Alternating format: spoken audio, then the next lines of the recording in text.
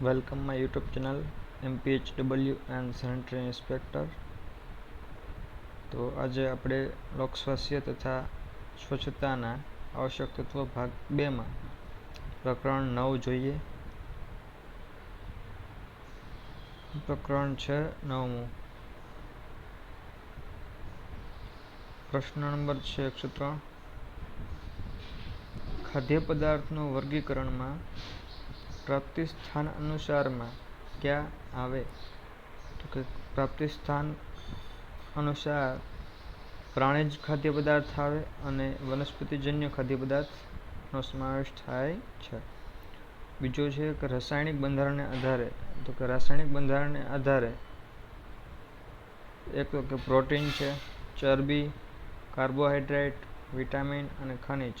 तो क्या कि प्रोटीन, चरबी, कार्बोहाइड्रेट, विटामिन अने खनिज रासायणिक बंधारणने आधारे वर्गीकरण थाय छे. त्रीजो छे कि खाद्य पदार्थोना कार्योने आधारे वर्गीकरण. तो कि खाद्य पदार्थना कार्योने आधारे वर्गीकरण करवामां आवे तो कि शरीरना बंधारण करता खाद्य पदार्थ. तो कि बंधारणनी रचना करतामां तो कि दूध आवे, माछली, मांस, ईंडा, मरघी, कठोळ तेनो समावेश थाय छे. ख है कि कार्यशक्तिना आधारे कार्बोहाइड्रेट तरीके कार्यशक्तिना आधारे खाद्य पदार्थ में कार्यशक्ति तो कि अनाज, खांड, गोळ, तेल, घी अने माखण अने संरक्षणात्मक खाद्य पदार्थ में फळो अने शाकभाजी अने दूधनो समावेश थाय छे. 104 में कि बृहद मात्राना पोषक तत्वो क्या छे? बृहद मात्राना पोषक तत्वो छे तो 3 छे. प्रोटीन छे, चरबी अने कार्बोहाइड्रेट छे. प्रोटीन, चरबी अने कार्बोहाइड्रेट छे ए बृहद मात्राना पोषक तत्वो छे. 105 में अल्प मात्राना पोषक तत्वो क्या छे? अल्प मात्राना पोषक तत्वो तो कि विटामिन अने खनिज ए 2 अल्प मात्राना पोषक तत्वो छे. 106 में 1 ग्राम कार्बोहाइड्रेट मांथी केटला किलो केलरी मळे छे? तो मित्रों 4 किलो केलरी मळे छे. 107 मो प्रश्न है कि 1 ग्राम प्रोटीन मांथी केटला किलो केलरी मळे छे? तो कि 4 ग्राम. मित्रों कार्बोहाइड्रेट अने प्रोटीन मांथी 4 ग्राम मळे छे. चरबी मांथी 9 ग्राम मळशे. तो कि 1 ग्राम चरबी मांथी केटला किलो केलरी मळे छे? तो कि 9 किलो केलरी मळे छे.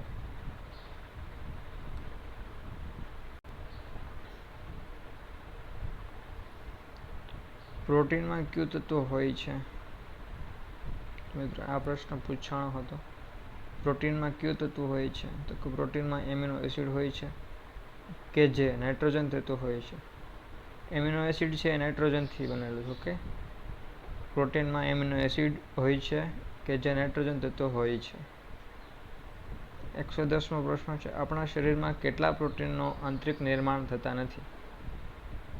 केटलाक प्रोटीनों आंतरिक निर्माण थता नथी? तो कि 9 प्रोटीन है जे खोराक द्वारा प्राप्त करवामां आवे छे जे अपना शरीर में उत्पन्न थता नथी. 111 मो कि चरबी पीगळता विटामिन क्या है? एटले कि चरबी द्रव्य विटामिन क्या है? आ तो खास तमारे ध्यान में राखवुं जोईए. चरबी द्रव्य विटामिन तो कि ए डी ई के छे. Vitamin A, vitamin D, vitamin E और विटामिन के ए चरबी द्रव्य विटामिन छे. 112मो प्रश्न है चरबी में क्या एसिड होय छे? चरबी में क्या एसिड होय छे? तो कि ओमेगा एसिड 3, ओमेगा 6, लिनोलेनिक और लिनोइक लेइक ए चरबी में एसिड होय छे. विटामिन ए नु बीजू नाम छे रेटिनोल छे. 114मो प्रश्न है कि 1 बीटा केरोटीन में केटला माइक्रोग्राम रेटिनोल होय छे? तो कि 0.25 mgc माइक्रोग्राम रेटिनोल होय छे. 115માં વિટામિન એ ના પ્રાપ્તિ સ્થાનો ક્યાં છે? વિટામિન એના પ્રાપ્તિ સ્થાનો બે જગ્યાએ છે. તો કે ક્યાં? તો કે પ્રાણીજન્ય પ્રાપ્તિ સ્થાન અને વનસ્પતિજન્ય પ્રાપ્તિ સ્થાન. વિટામિન એના પ્રાપ્તિ સ્થાન જોઈએ તો કે પ્રાણીજન્યમાં ઘી, માખણ, મલાઈ, દૂધ, દહીં, ઈંડાની જરદી, માછલીનું તેલ અને યકૃત. અને જોઈએ કે વનસ્પતિજન્ય પ્રાપ્તિ સ્થાન જોઈએ વિટામિન એના પ્રાપ્તિ સ્થાન તો કે વનસ્પતિજન્ય તો કે ગાજર, પાકી કેરી, લીલા પાંદડાવાળા શાકભાજી, ટામેટા, પપૈયું, પાકું કોળું.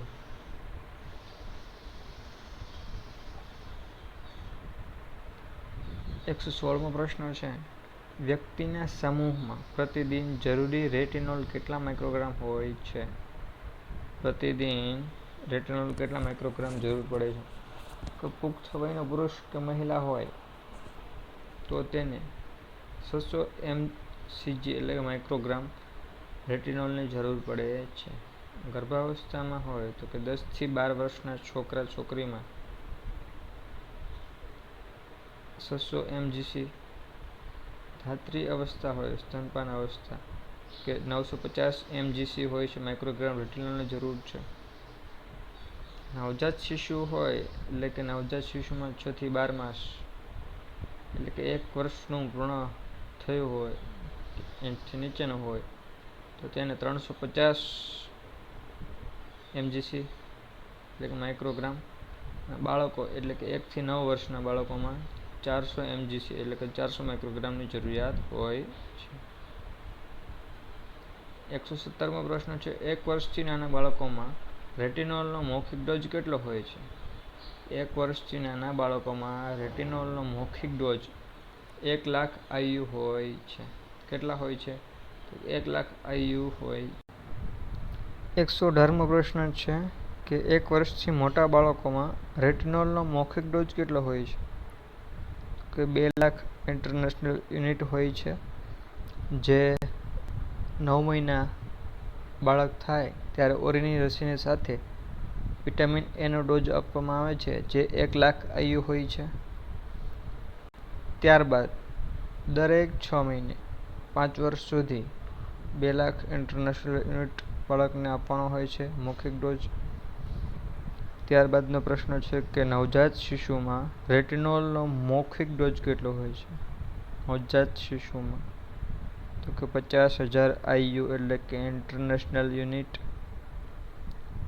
સગર્ભાવસ્થા અવસ્થા કે ધાત્રી અવસ્થામાં રેટિનોલનો મૌખિક ડોઝ કેટલો હોય છે? તો કે 5,000 IU. 121મો પ્રશ્ન છે કે માતાઓમાં રેટિનોલનો મૌખિક ડોઝ કેટલો હોય છે? તો કે 20,000 IU હોય છે. 122મો પ્રશ્ન છે કે વિટામિન ડીની ઉણપથી થતો રોગ કયો છે? તો મિત્રો આમાં રોગ છે પણ અવસ્થા પ્રમાણે રોગ છે કે બાળકોમાં સુક્તાન થાય છે એટલે કે સુખંડી કે રિકેટ્સ તરીકે ઓળખાય છે.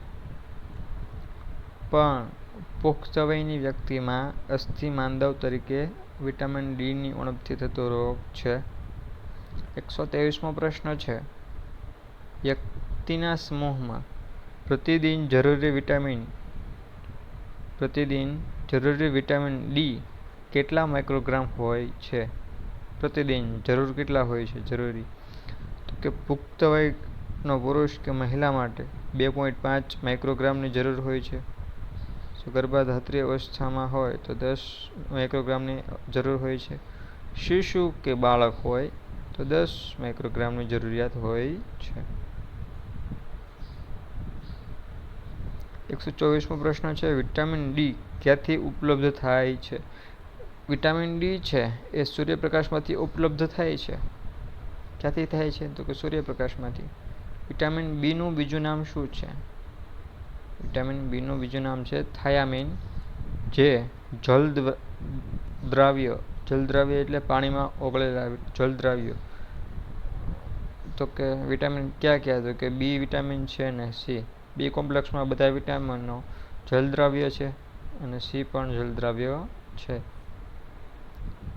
126મો પ્રશ્ન છે. વિટામિન બીની ઉણપથી થતો રોગ કયો છે? વિટામિન બીની ઉણપથી થતો રોગ કયો છે મિત્રો? તો વિટામિન બીની ઉણપથી થતો રોગ છે બેરી. પણ મિત્રો અહીંયા ખાસ કરીને ધ્યાન રાખજો કે વિટામિન બીની ઉણપથી થતો રોગ તો કે બેરી. પણ બી કોમ્પ્લેક્સમાં ઘણા બધા વિટામિનો છે. તો કે કયા વિટામિનથી? તો કે B1થી થાય છે બેરી. આ BMCમાં પૂછાણો હતો, એમાં ઘણા વિદ્યાર્થીઓ ભૂલ કરી છે. વિટામિન B1 ના ઉણપથી બેરી થાય છે. આમાં ખાલી બીની ઉણપથી લખ્યું છે, એટલે બી કોમ્પ્લેક્સમાં બધા આવી ગયા. પણ સત્ય રીતે B1ની ઉણપથી બેરી રોગ થાય છે.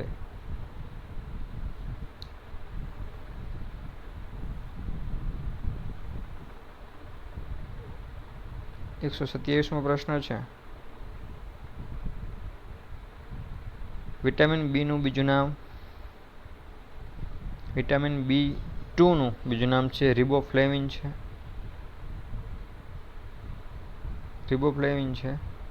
વિટામિન B2નું બીજું નામ છે રિબોફ્લેવિન. વિટામિન B3નું બીજું નામ તો કે નિયાસિન. આ બધા પાણીમાં જલદ્રાવ્ય જ છે. વિટામિન B3નું નામ છે જલદ્રાવ્ય છે. વિટામિન B3ની ઉણપથી કયો રોગ થાય છે? તો કે પેલાગ્રા રોગ થાય છે.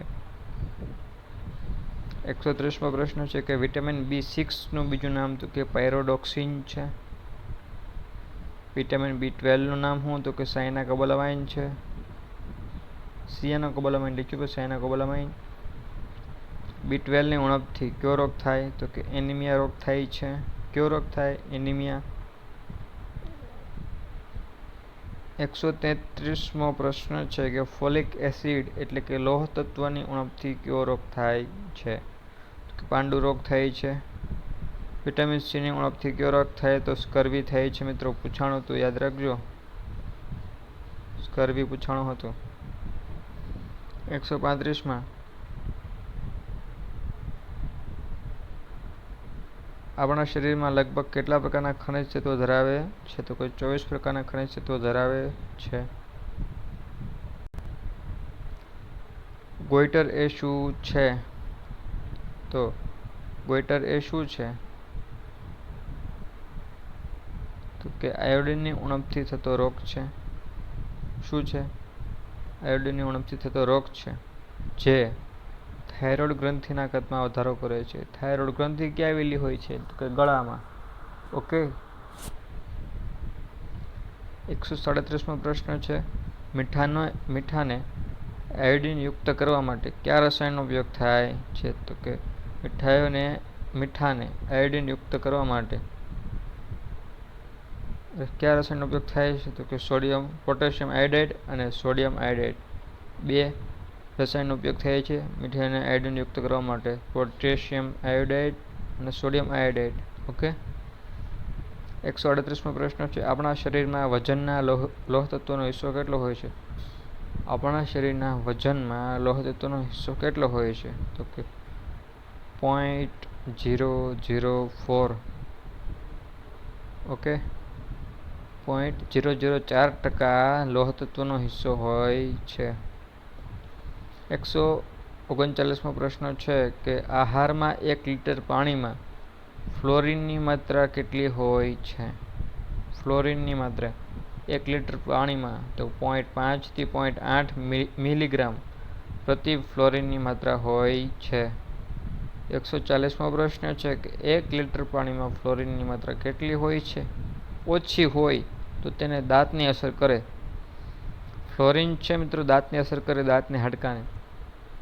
તો 0.5 મિલીગ્રામથી ઓછી હોય ફ્લોરિનની માત્રા પાણીમાં તો દાંતને અસર કરે છે. તો કે દાંતને ક્યાં અસર કરે છે? તો કે દાંત ઉપર મિત્રો ઇનેમલ નામનું પડ આવેલું હોય છે. ઇનેમલ નામનું પડ આવ્યું છે તે પડને નુકસાન કરે છે. તે પડ ઘસાઈ જાય છે અને આપણા દાંત ફીકા પડે, એટલે કે દાંતની ચમક હોય તે ઘટતી જાય છે. 141મો પ્રશ્ન છે. PEM એટલે કે PEMનું પૂરું નામ શું? તો કે પ્રોટીન, એનર્જી, માલન્યુટ્રિશન, પૂરું નામ છે પ્રોટીન એનર્જી માલન્યુટ્રિશન. પેમથી થતો રોગ કયો છે?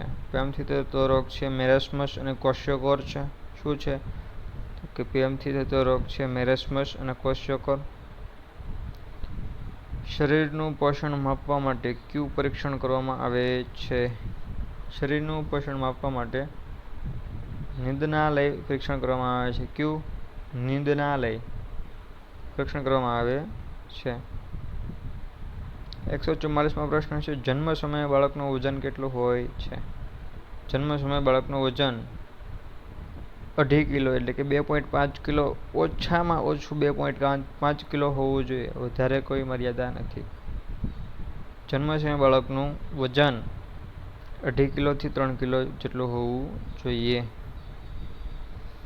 145મો પ્રશ્ન છે જન્મ સમયે માથાનો અને છાતીનો ઘેરાવો કેટલો હોય છે? તો મિત્રો જન્મ સમયે માથાનો અને છાતીનો ઘેરાવો કેટલો હોય છે? તો જન્મ સમયે માથાનો ઘેરાવો 34 સેમી અને છાતીનો ઘેરાવો 32 સેમી જેટલો હોય છે. 32 સેમી જેટલો હોય છે. અને વિકાસ વધતા છાતીનો ઘેરાવો અને માથાનો ઘેરાવો, છાતીનો ઘેરાવો વધે છે, માથાના ઘેરાવો ઘટે છે. માથાનો ઘેરાવો છે 34 સેમી, તેના કરતાં છાતીનો ઘેરાવો વધી જાય છે.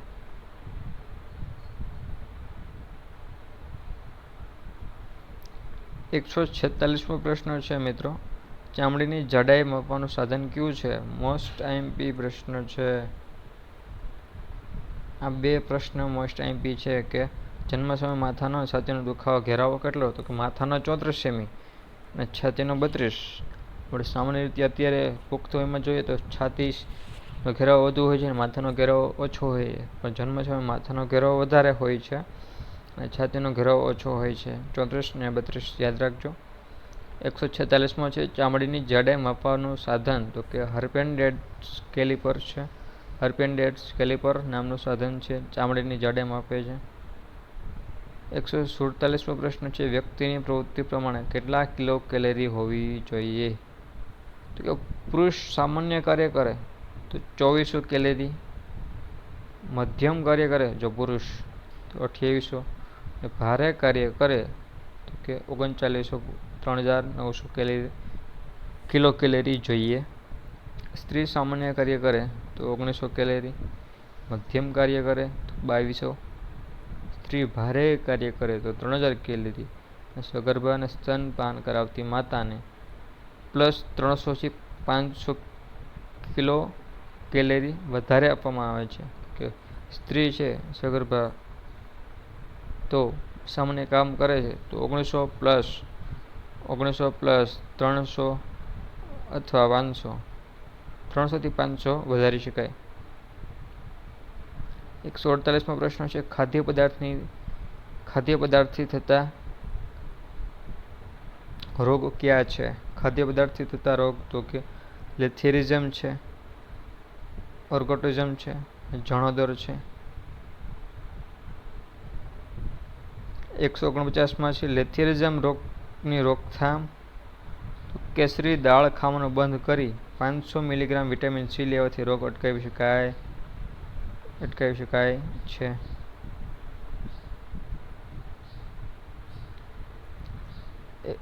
150મો પ્રશ્ન છે કે લેથેરિઝમ રોગ શાના કારણે થાય છે? એની કઈ ઉંમરના વ્યક્તિને થાય છે? તો કે લેથેરિઝમ છે ને કેસરી દાળ ખાવાથી થાય છે અને 15 થી 45 વર્ષની ઉંમરના વ્યક્તિને થાય છે. નેક્સ્ટ પ્રશ્ન છે કે અર્ગોટિઝમ રોગ શેનાથી થાય છે? અર્ગોટિઝમ રોગ છે ને ખેતરમાં ઉગતા બાજરી, ઘઉં, જુવાર, રાઈને અસર કરતી ફૂગના કારણે થાય છે. 152મો પ્રશ્ન છે તેલમાં આર્જેમોન હાજરી ચેક કરવા માટે કયો ટેસ્ટ કરવામાં આવે છે? આ મિત્રો BMCની એક્ઝામમાં પૂછાણો હતો. તેલમાં આર્જેમોનની હાજરી ચેક કરવા માટે કયો ટેસ્ટ કરવામાં આવે છે? તો કે નાઇટ્રિક એસિડ પરીક્ષણ કરવામાં આવે છે. તેલમાં આર્જેમોનની હાજરી હોય તે ચેક કરવું હોય તો નાઇટ્રિક એસિડનું પરીક્ષણ કરવામાં આવે છે. 153મો પ્રશ્ન છે, ખોરાકમાં ભેળસેળ અટકાયત અધિનિયમ ક્યારે અમલમાં આવેલ છે? ખોરાકમાં ભેળસેળ અટકાયત અધિનિયમ 1954માં અમલ આવેલ છે. ક્યારે? તો કે 1954માં અમલમાં આવેલ છે.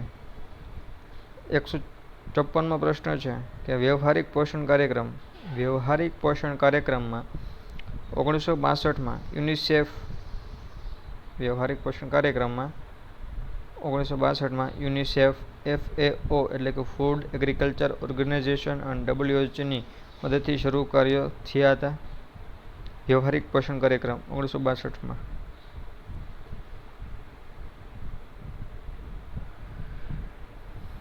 મધ્યાહન ભોજન કાર્યક્રમ મિત્રો, મધ્યાહન ભોજન કાર્યક્રમ 1956માં. મધ્યાહન ભોજન કાર્યક્રમ ક્યારે શરૂ થયો? 1956માં મદ્રાસ રાજ્યમાં શરૂ થયો. મદ્રાસ એટલે હાલનું તમિલનાડુ. ઓકે, મધ્યાહન ભોજન કાર્યક્રમ 1956માં શરૂ થયો, મદ્રાસ રાજ્યમાં શરૂ કરાયો. પણ અત્યારે VMCમાં પૂછાણો તો એ ડિફરન્સ હતો કે મધ્યાહન ભોજન કાર્યક્રમ એટલે કે કેન્દ્રીય એટલે ટૂંકમાં મધ્યાહન ભોજનનું કાર્યક્રમનું પૂછાણું હતું તો કે સંપૂર્ણ ભારતમાં શરૂ થઈ ગયું. એમ ક્યાં સુધીમાં શરૂ થઈ ગયું? તો કે 1995 સુધીમાં. 1995માં સંપૂર્ણ ભારતમાં મધ્યાહન ભોજન કાર્યક્રમ અમલી થઈ ગયો હતો. 156મો પ્રશ્ન છે, રાષ્ટ્રીય ગોઈટર નિયંત્રણ કાર્યક્રમ. રાષ્ટ્રીય ગોઈટર નિયંત્રણ કાર્યક્રમ ક્યારે? તો કે 1962. ક્યારે છે? 1962માં છે. 1962. નેક્સ્ટ પ્રશ્ન છે, રાષ્ટ્રીય પોષણ અને પાંડુરોગ અટકાયત કાર્યક્રમ. તો 1970માં. 1970માં. સંકલિત બાળ વિકાસ કાર્યક્રમ. સંકલિત બાળ વિકાસ કાર્યક્રમ ક્યારે? 1975માં. ICDS કાર્યક્રમ ક્યારે? તો કે 1975માં. ICDS નું full form integrated child development scheme. બાલવાડી કાર્યક્રમ ક્યારે? તો કે 1970. 160મો પ્રશ્ન છે, વિટામિન A થી થતા રોગની અટકાયત કાર્યક્રમ. વિટામિન A થી થતા રોગની અટકાયત કાર્યક્રમ 1970. ધન્યવાદ મિત્રો. વિડીયો ગમ્યો હોય તો લાઇક, શેર અને સબસ્ક્રાઈબ કરજો.